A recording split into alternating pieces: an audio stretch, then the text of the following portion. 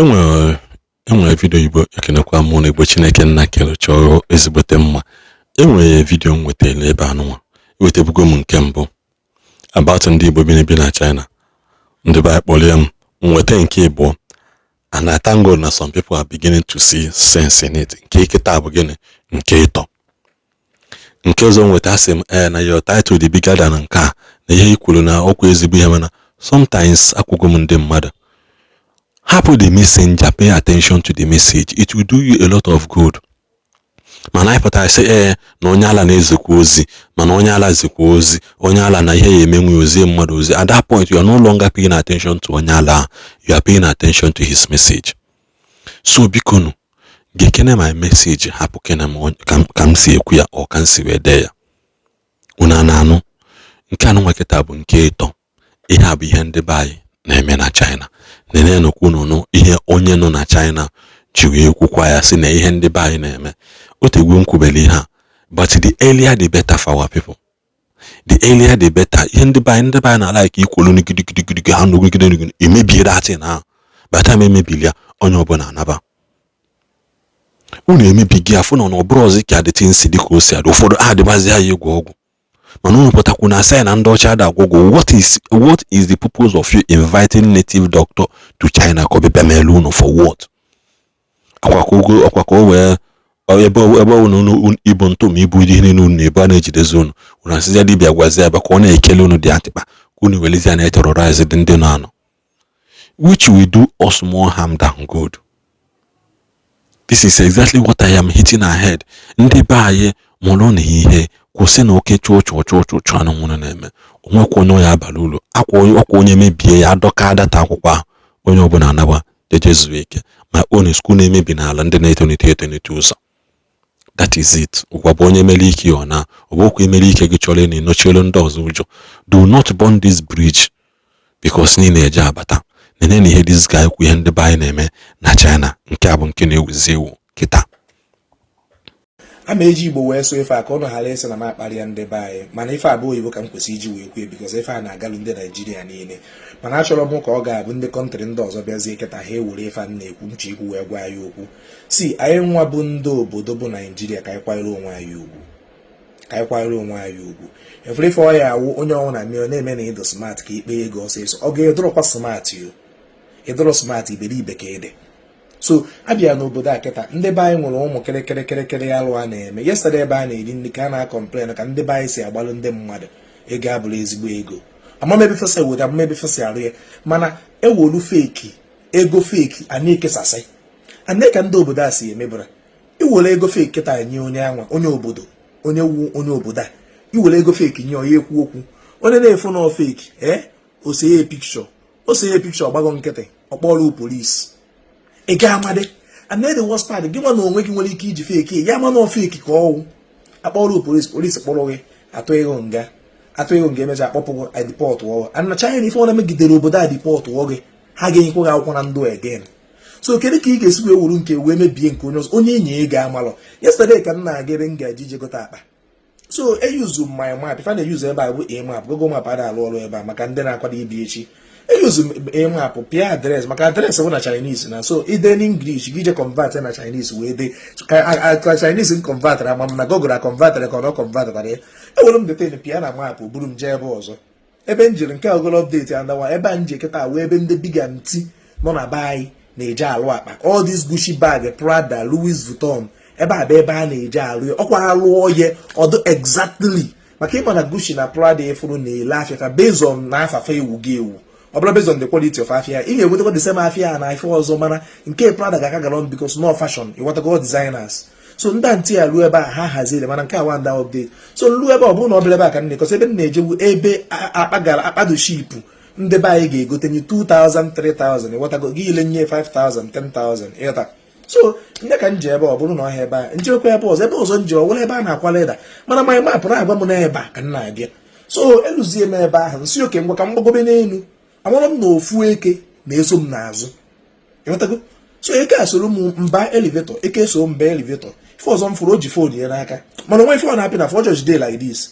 Amara m na m ka eke na-agba vidio agbagozie m na third floor n'anya fụ na ebe a na-elele da ele na ọ bụla ebe a na-alụ ebe alụgo na already made mpịkwa elevator gbatuo ala nnaba na mgberezi ka m nọzi ebe anyị na-eri nne ya wee kwu na ife ndị eke na-emezi ndị be anyị n'obodo a kịta bụzi na ọha fụghị ha gbaa gị pikshọ ha gbaa pikshọ ha ese ndị na database ka a maa na inwe akwụkwọ mana famụ na nwoke nwe akwụkwọ na nwoke abụrụ ilega nwoke kwuzu akwụzu o wee wụrụ bezo na ihe ndị be anyị na-eme ebe a kamera jụrụ everywhere mana ị ga-afụ onye ebe anyị ọ dịkwa obi zuo ohi o nwere nke ebe a na-achọpụ mmadụ mia $5,000 jee airport waa ozugbo feel one ọ dị smart ndị be anyị na-eti hey onye nke a dịka smart ị na-eti na onye nke a dị smart ịmakwa na ebe ndị na-agwọfu emere ife ahụ ọ bụrụ onye bụ ụnụ apụtazie otu onwezie ka unu si bata n'airport a na-ele n'ụlọ ma ọ na-asachi gị iche ọ dị ka ụna na-aba mba na ndị obodo ndị ọzọ jụọ na ajụ mana ụnụ nwa metụrụ ihe eji ajụ ụnụ ka anyị kwụsị na ihe a na-enwe ego ọsịsọ wuru nwayọ ntụtụ ka eji atụju akpa ndị be anyị kwuru ya n'okwu nwayọ ka eji alacha ofe dị ọkụ ma na-eme na onye ọbụla na-achọ ego onye nna kịta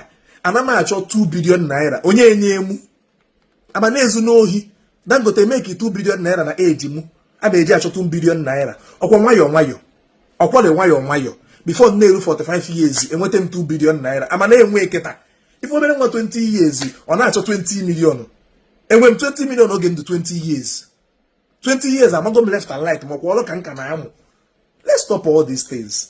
Ama m ihe anyị ji ekwuru ihe a ka anyị kwụsị na ihe a onye sọpụ onwe ya ọnụ n'ala ya ekwena na mmadụ mee ihe ka anyị kwụsị na ihe a onwe onye nke gị ma na-achụ ego ọsịsọ kwụsị na ya onwe onye ifuru nwa ego na ndị be anyị amụọ na mmadụ nweta ego ị mara ife ọ na-alụ anyị emepe ọnụ jụọ ya nna aka ihe ị na-eme ịjụzi mmadụ ihe ị na-eme kịta abụzi alụ ịjụ mmadụ ka ihe ị na-alụ bụ alụ ịjụ ọsịgo oge ọ dara ụbịam ejuru ya sọsọf ụbịam ya mana ọkịta onwe ka ịjụ sọsọf welt ọ ga iwe onye ohi ya etif onye ọnwụra na-eme biznes ike ị na-agba moto na-eme ihe ọkanga mana onwere enwe ife ị na-alụ ana biznes gị ekwesịrị na-enye gị ụdị ego a ọ ga iwe onye ohi na nke ejidere na mkpa ụbọchị a ọ bụrụ na mmadụ ka ọ na-ebu ka anyị mepee n'ọnụ kwuo na alụ akwụsị na be anyị ihe ọjọọ gbaa afọ ọ bụrụ omenala.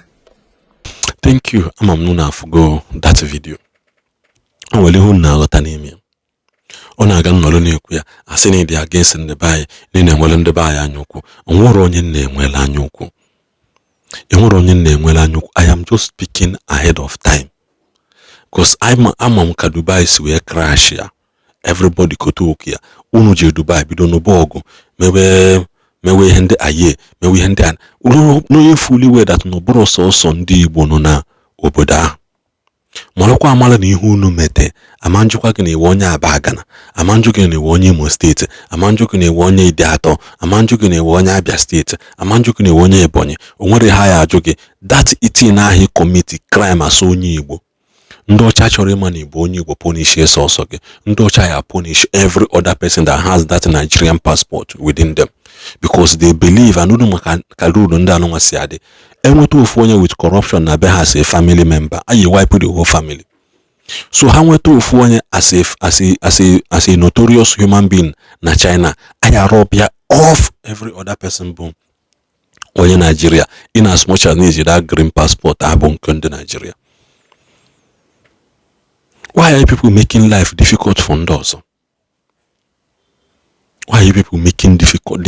Eme ha unu feel unu dị smart na ha ya eticha na m ya na dị smart eme nka izucha na obodo a ị na obodo ọzọ izucha na nka ị na obodo ọzọ ị na-ebeghalizi ị na-eyi ibizuo na about 5 states na China within 1 year or within 6 months ibizuo na 5 states, which is unfair and it is not good for a young man. I know na say the truth is we always hate you people on the face. Oh no one or dear. A sort of moon hour to 20-story building. A sort of moon hour sake. So some about the way here was a bandit. Can now about the way back. Man, a so moon about or Sunday. A so moon about Sunday immigration. A so moon a man cano. Because of 4 years worship batana quarter I won't be bundeke batadi I book everybody. But I'm ukolo mmadụ 15 ịnanya na mmadụ 15 na 13 enwere akwụkwọ or 10 enwere akwụkwọ ndị nwere enwe unu arụ bụ na of ndị nwanụ ka n'ogodo loki na aje asa efele na Gaza asa street na ndị na-eme odosti na-eme some small petty job within the Lebanon na Pakistan. unu emekwu ha gịnị, ha nwekwa implicate you onwe ha just because na somebody among you people bidoro ihe ọjọọ. And I will also advise onwere onye ma na-eme ihe ọjọọ biko onye achalụ gị, because once camera capture gịnị ya na-abụ definitely they will look for you. They will look for you because a friend of onye oshi bụ onye oshi. Akwa ka ha si eme nke ha. Ekwuchakwanụ m, unu ya anụlụ, unu ya kpọmeyi, continue kpọwanụ m iyi ka ọ dịkwanụ.